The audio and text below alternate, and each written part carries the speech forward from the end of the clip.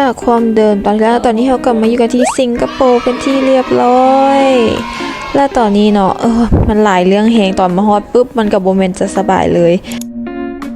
ตอนนี้กำลังแบบลงแต่เครื่องไปก็ต้องได้แบบติดต่อหาคนมาหับเนาะแล้วแบบเก็ตบ้าคือข้าเจ้าแบบล้มกันว่าตอนอยู่พูดว่าสิมีคนมาหับนั่นในนี้ยังดีเนาะผ่านว่ามาฮอดติดต่อกันไปก็ติดก่อนมาบ่ได้เรื่องนี่เขากำลังจะลงไปตม.ซึ่งตม.อยู่นี่นะง่ายทวิตเขาก็บอกว่ามาสิงคโปร์เนาะมันฟรีวีซ่าเพราะว่าแบบบ่ได้เตรียมตัวเองเลยนึกว่าเขาจะเตรียมให้ดิแล้วแบบอันนี้นะจะเป็น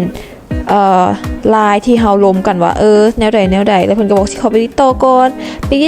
อนกับแบบบักรุ่นโดนนะแล้วลมกลับไปกลับมากับหัวกับหางแล้วเจ้าหน้าที่นะบ่ฮู้เรื่องอย่างเลย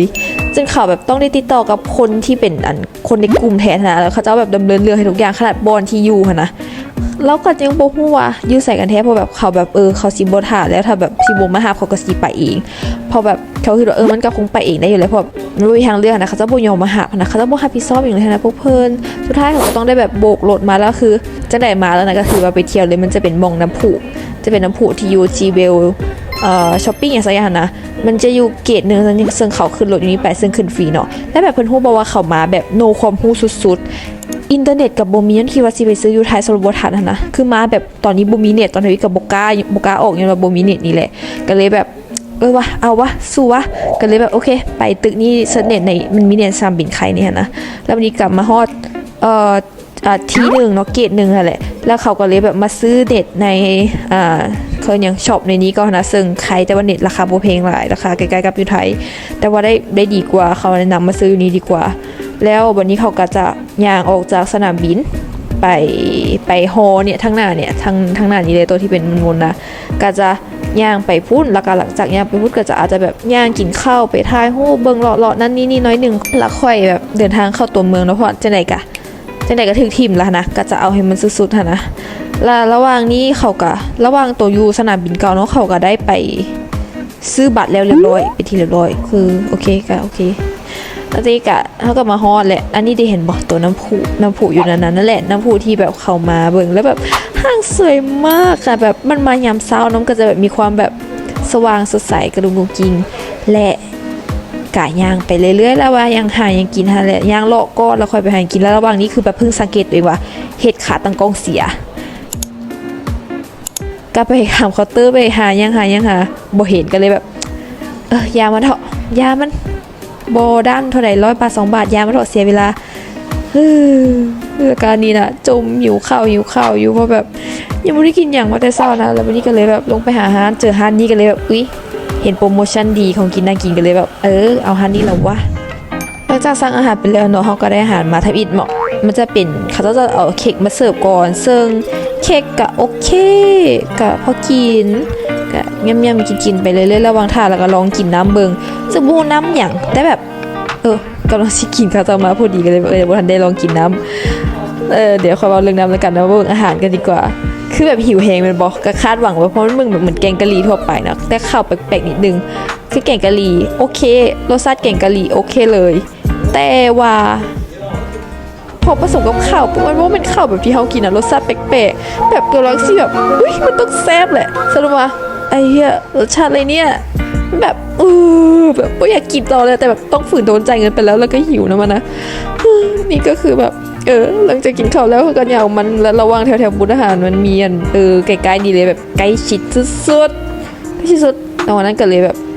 เข้าไปเบิ่งแล้วก็เห็นอันนี้เขาก็เลยลองเสื้อนี้มาเป็นจะเป็นกะแลมนมแล้วก็ชีสอร่อยมากต้องไปลองวันนี้ก็เลยเข้ามาซื้อของช็อปนิดนึงเนาะอันที่ตื่นตาตื่นใจคือแบบป้ายราคาเปลี่ยนเองได้แบบสมก็เป็นสมาร์ทซิตี้สุดๆเลยแบบตื่นตาตื่นใจแฮแล้วก็แวะซื้อเครื่องนั่นนี่แล้วก็เจอแบบ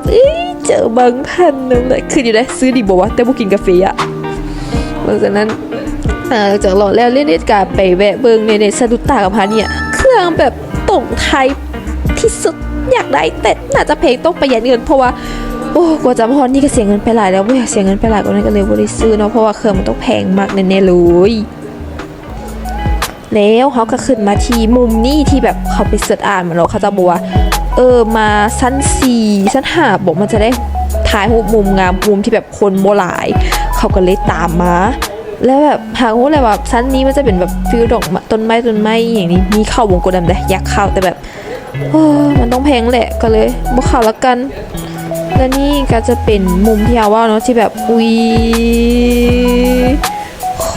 ตรคักอะไรก็ยังงามแล้วคนโบราณอีหลีแบบคนโบราณแต่นักเป็นแต่ยานอยู่เลยแต่แบบมันงามมากก็เลยแบบอ่ะมุมนี้แหละถ่ายมุมนี้เลยนี่ก็จะเป็นแบบ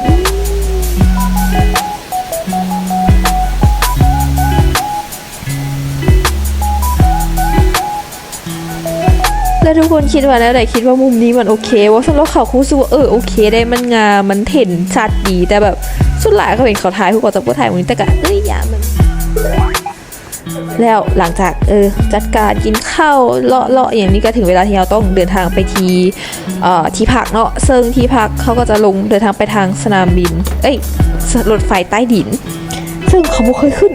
นเลยต้องแบบโอ้โหกว่าจะกล้าขึ้นอ่ะเย้ลำบากลำบนชีวิตสุดๆเลยอ่ะก็จะเป็นรถไฟใต้ดินแบบ MRT เนาะคือย่างหลายทอดหลายต่อสุดๆแล้วแบบด้วยความที่เขาไม่เคยขึ้นใช่ไหมเขาแต่ปีไปเขาไปเติมเงินมองไหนก็ไม่รู้ใครแต่แบบมองนี้มันเติมเงินง่ายเขาไปเติมเงินมองไหนก็บ่ฮู้แล้วเติมอะไรก็บ่ฮู้แล้วก็เข้าไปปุ๊บเขาก็แบบเขาต้องจ่ายเงินมองไหนวะเขาแบบมันตื้นมันบอกมันจะแบบตื้นเหมือนอยู่ไทยอะนะแล้วแบบเขาก็อยากเอาอีกสรุปเขาเสียเงินฟรีๆแล้วเขาก็โอเคเห็นอันนี้แล้วก็แค่ติดแล้วก็ย่างเข้าไปในรถไฟเลยแล้วก็ถ้าออกแล้วก็มันจะตอนที่เอาออกอีกเทื่อนึงมันจะตัดบัตรอีกเทื่อนึงซึ่งเขาแบบเฮ้ยโง่มากเลยเสียเงินไปละแต่แบบบอกเลยว่าส่งเขาว่าอีหลีที่แบบการเดินทางที่สิงคโปร์มันง่ายอีหลีเพิ่น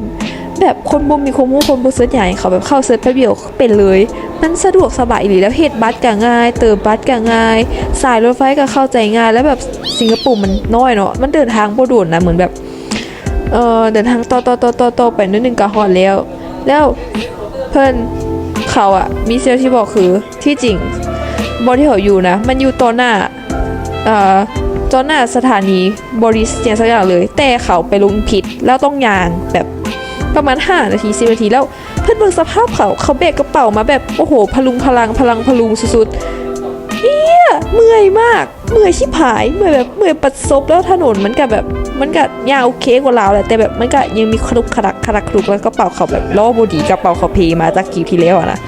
ลำบากมากเลยอะแล้วเมื่อยชิบหายเลยแล้วแบบพอไปฮอดใช่ไหมพอไปฮอดแล้วแบบเขาเจ้าก็พานัดกันนะพวกที่ไปฮอดมาฮอดก่อนนัดกันว่าสิไปเล่นพวกแบบเมื่อไลออนเบย์บายเดอะเบย์อย่างสักอย่างเบย์ได้เบย์อย่างสักอย่างนะแล้วเขาก็แบบบ่ไหวเขาแบบเมื่อยเดี๋ยวเขาไปเล่นขนาดกันได้สรุปนั่งทุกอย่างที่จะจิผิดพลาดสุดแล้วเพื่อนเบิกสภาพบนอยู่เป็นแบบนอนแบบรวมๆกันในนี้แล้วแบบบูมีลิฟต์ต้องแบกขึ้นดีแต่เขาไม่ได้แบกอีกแล้วแบบโอ้ยผิดหวังสุดๆอะกับทริปเนี่ย